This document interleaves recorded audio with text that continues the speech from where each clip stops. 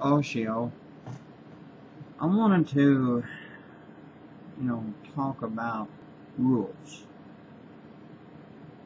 We got rules all around us. You got rules, that if you step in the revenue office, you just don't go approaching up the desk and wanting to be the first one seen and stuff, You gotta pick a number, especially when it's crowded. Now, if there was only just one person other than yourself, and there's a big old long desk, and everything, so, well, that's a little different, but, stop signs.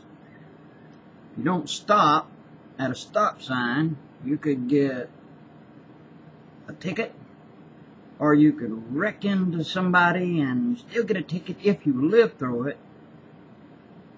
and possibly even sued by the victim, the one that you ran into, by them or their family and stuff, there's consequences. And then, there is the rules that a government sets up upon society, and then there are also rules that we have in our own household. And, if somebody come to your house, and let's say you got children and stuff, and you don't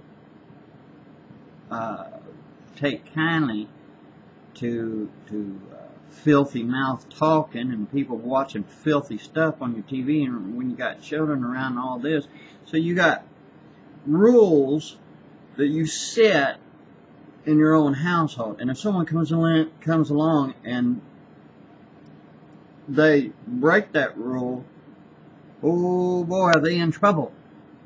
They might not ever come back again, and so anyway, thing is, there's also rules that the church has. And when I mean the church, I'm not talking necessarily about the church down the road. I'm talking about the church, the whole body, all around the world. There's only one body, okay? So anyway, there was rules, and you'll see that when you read it in the New Testament. And a lot of times people will, though, mistake rules for works, so to speak. All right, legalism. There has to be some kind of rules, but there is a point where some people, like the Pharisees, who will interpret rules and will start enforcing them in such a way, all right, has nothing, it doesn't even resemble anything that has to do with God or salvation or any other thing, and it's more disorderly instead of unified. It's disorderly, it causes all kinds of discourse. So, rules. It's like people get mixed up with the law. They think, well, you got to do away with the law, and then you have the ones who says that you're supposed to do away with the law, and then the ones you don't. Well, the Bible says, that the law is summed up into this: to love your neighbor as yourself. Well, so if you love your neighbor as yourself, you're keeping the law, the royal law. Okay? So, a person, if they don't understand a lot of things, the best thing I would suggest to you is pray and ask for guidance. And don't go get all huffed up and assume that you have all the answers, or that because you don't like the answer, that you're just going to do it your way. No, you do it God's way. If you don't understand something, and you don't like an answer because you asked or something, pray. That's the best advice. See, rules are people get confused with a lot of things here, and also on works. There is when I'm talking about works, Some is referred to as works that you do to be saved, which you can't. There ain't no works that you can do. The Bible speaks on that plainly.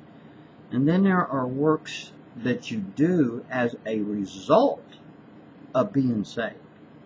Now, there's a lot of people, I notice, they get them all confused, and they think that the works that you do as a result of being saved, the good works, they think, no, you can't do that. You're not supposed to have works. It's kind of like,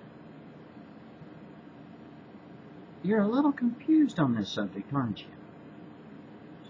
Now, you shouldn't be hard on them, especially when they're young people who haven't even been in there long enough to even know or understand. And there's some older people the same way. So, but you have to pray for them.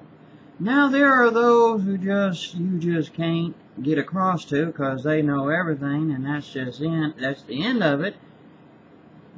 Well, the thing is, we shouldn't argue about a point or anything, because then then it's over words. Okay, words can either lift you up or tear you down.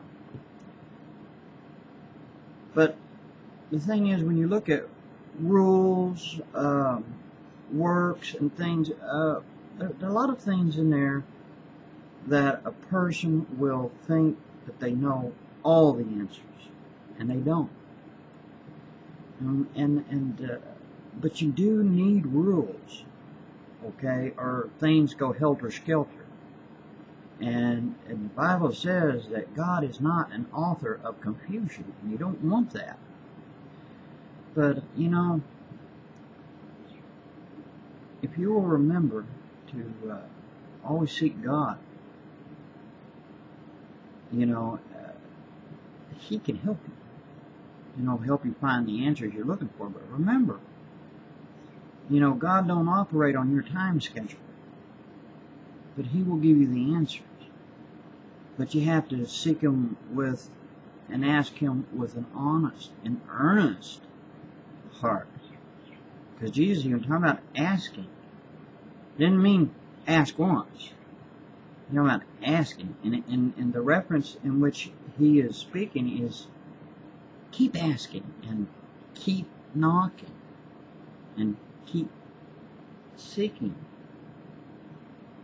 Not just ask once or knock once. You know, if you go to someone's door and you just knock once and they don't answer, you turn around and walk off, you'll say, "There ain't no one home." And there'll be someone there all the time. So, thing is, you've got to seek Him, okay? Remember, God is not an author of confusion, and you don't want to go helter-skelter here and there, and you don't want to be starting arguments over things you have no business doing. You know, that's not unity, and it's not being wise. Now, and understand this, you know, some people think that gray hair means wise. Well, to some people it is, you know, kind of.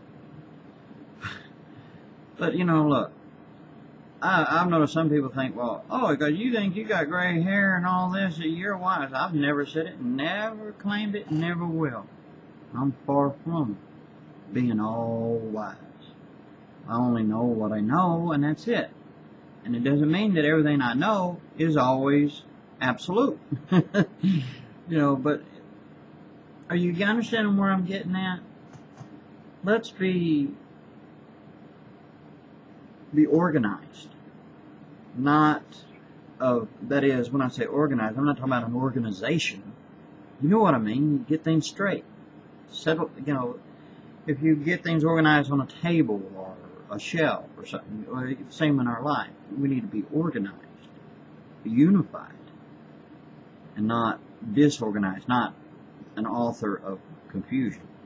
You know, it's one thing to be an author of a book. You don't want to be an author of confusion.